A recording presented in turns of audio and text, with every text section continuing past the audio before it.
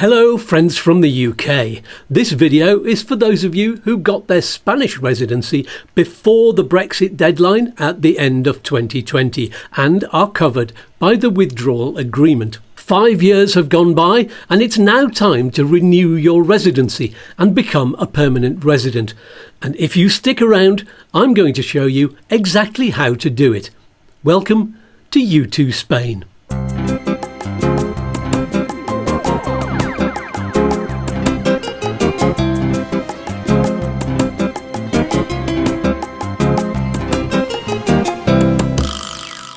Hi, I'm Skatz. And I am Q. He's just a handy device for asking the questions. Good day. Let's dive straight in. How do I know you've got your facts straight? You're not a lawyer. That's true. However, the information on this video has been confirmed by my regular live guest on YouTooSpain, the visa and residency specialist Chris from Upsticks, who has a huge amount of frontline hands-on experience, successfully dealing with officials in the police stations, commissarias and government sub-delegations throughout the south and southeast of Spain every week to get your residency applications through. Who is eligible for the residency renewal? This is for the approximately 35,000 UK citizens who registered their right to live in Spain as part of the Brexit Withdrawal Agreement in 2020. So what is happening right now and how do you renew your TIE card? Well, for a start,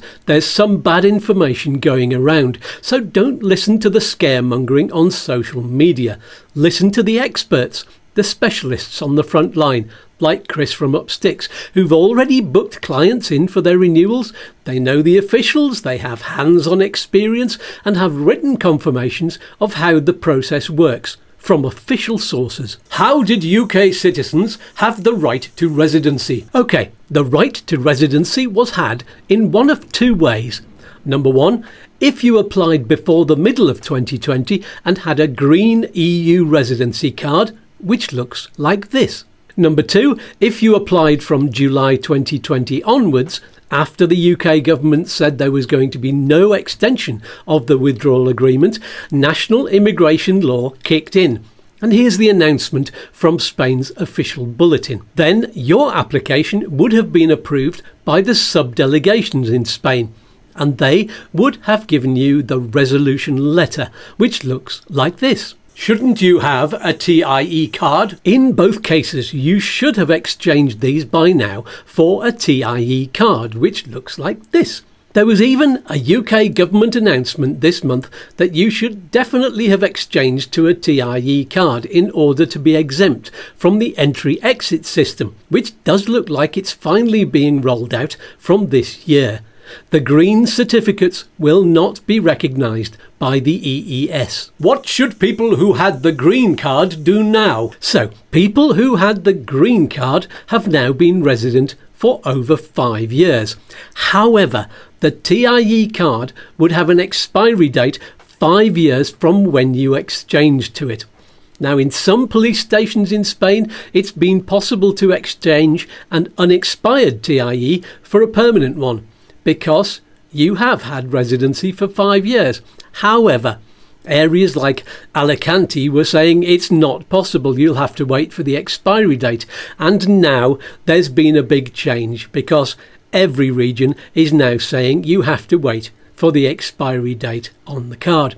Although Chris is actually still managing to get unexpired exchanges in Malaga, perhaps because he's well known there, but chances are that door will close soon too. What should people who had the resolution letter in 2020 do now? Okay, for those who got the resolution letter in the second half of 2020 and exchanged for a TIE, you're now coming up to your 5 years since you got your TIE card.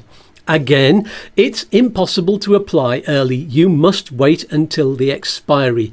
This has been confirmed, so be careful of social media posts advising otherwise based on their previous experience or something they've heard.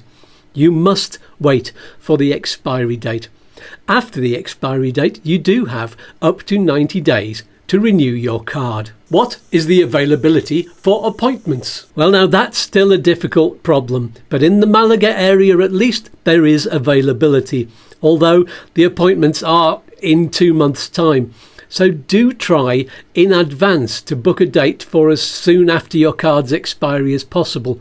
Keep your eyes on the booking system and work at it. How can we keep up to date with what to do? The best way is to subscribe and click on the bell for both YouTooSpain and Upsticks' YouTube channels, so you're the first to hear when the videos come out. Also, Chris is on the live Q&A here on this channel every 2 weeks, so whenever there's news we will announce it, or you can ask on the live chat. What documents are required for applications? Here's a complete list of what you'll need. Number 1, the Modelo or Form EX23. That's the Withdrawal Agreement Renewals Application Form. Don't use the EX17 like some social media posts have been saying erroneously. Number 2, Modelo 790/12. That's the payment form.